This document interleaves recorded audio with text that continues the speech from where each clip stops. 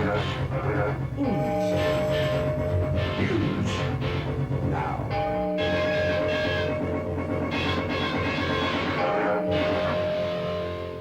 I'm Lisa Anson, and this is The News at Night. On tonight's show, David Bowie talks about life after Tin Machine.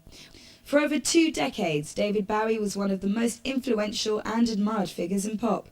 At the head of every fashion and musical change, he pioneered punk, glam rock and electronic music. Now an elder statesman living in luxury and married to the model Iman, he talks about his past and future in our Wednesday interview. I think I was probably a really troubled young man. David, why did you decide to do a solo album? I was doing an interview the other day, and somebody asked me a question like that, maybe about one of the songs and one of the artists, and I started answering it. About halfway through, I started thinking about buying these shoes at churches in London, and I was wondering what style they got. And about 2 minutes in, I couldn't remember. I didn't know whether I was talking to her about the album or discussing my shoes. I completely drifted off. What was your question again? Why didn't I do a solo album? There you go, that's a more interesting thing. Why didn't I do one?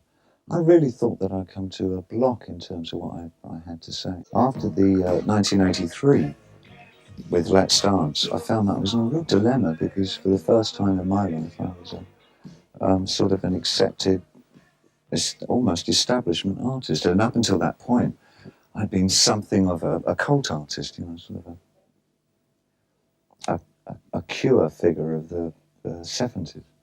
And so it was a real change for me. And I felt sort of indifferent about it all. I really didn't feel that I was fitting into that too well.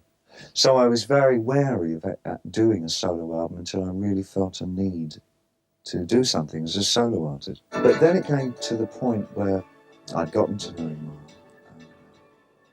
We decided to get married. And we decided we wanted to have a church wedding, as being romanticists as well. But the problem with that was that Iman's parents and her whole family are Muslim. And mine were Christian church. So I had to think out, well, I can't have hymns playing in the church because that's not going to make everybody terribly comfortable. So I had to devise some kind of music that everybody was going to feel comfortable with. I started writing with wind instruments, saxophone and keyboards. So I had that kind of tone. And once I'd started writing that music, it opened up a whole lot of other ideas about things that I needed to write about from my point of view. I think because I had to question my own feelings about getting into a new relationship, that it probably made me think about things from a far more subjective point of view. So I think a lot of the music on the album is fairly subjective in its feel. It's probably a lot warmer in a way, and more romantic in a way. I hope there's an edge, yeah. No, I don't think it's like a glowing kind of everybody's sailing into the sunset and life will be roses forever after. I don't think I would ever write an album like that. But it's probably a lot less bleak than some of my previous albums.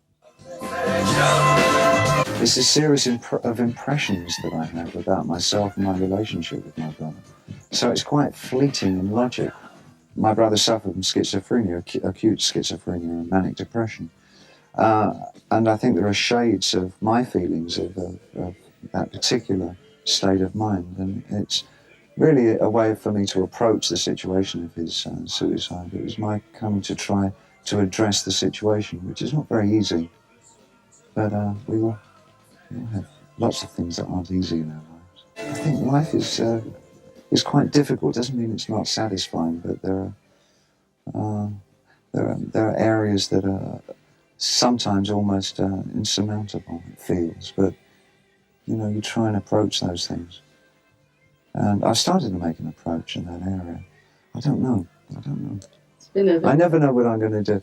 What was it somebody said? He who flies highest is he who doesn't know where he's going.